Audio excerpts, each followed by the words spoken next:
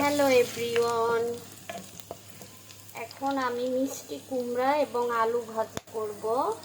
পেঁয়াজটাকে আমি একটু হালকা ভেজে দিয়েছি কাঁচামরিচ। এখন দিয়ে দিচ্ছি সামান্য হলুদ গুঁড়া। কে আমার মতো এইভাবে ভাজিটা করেন।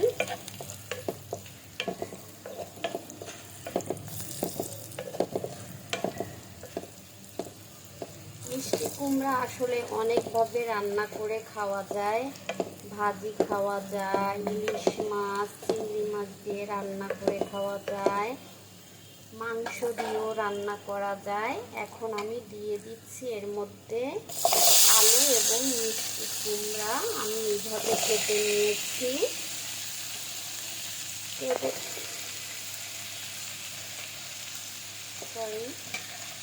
এইভাবে ভাজি করেন।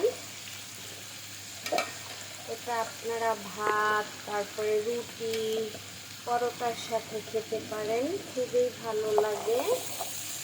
আলুর পরিমাণটা কম থাকবে এবং মিষ্টি কুমড়ার পরিমাণটা বেশি থাকবে।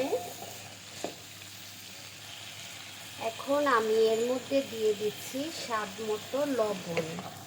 যে কোনো রান্নায় একবারে লবণ দিতে যাবেন না, দরকার হলে কিন্তু আমরা পরেও দিতে পারি, কিন্তু একবারে দিতে গেলে কি হয়, বেশি হয়ে গেলে কিন্তু প্রবলেম।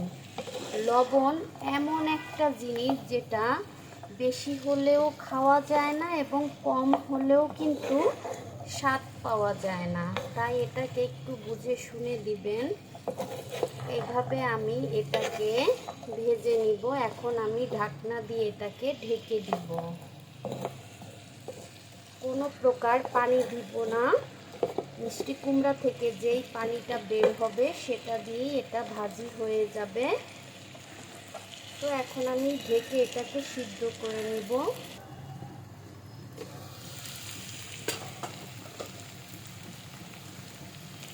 মাঝে মাঝে কিন্তু আমি নেড়ে চেড়ে দিয়েছি অফ ক্যামেরায়। আমি আর অতিরিক্ত পানি দেইনি। দেখুন এটা সিদ্ধ হয়ে গিয়েছে।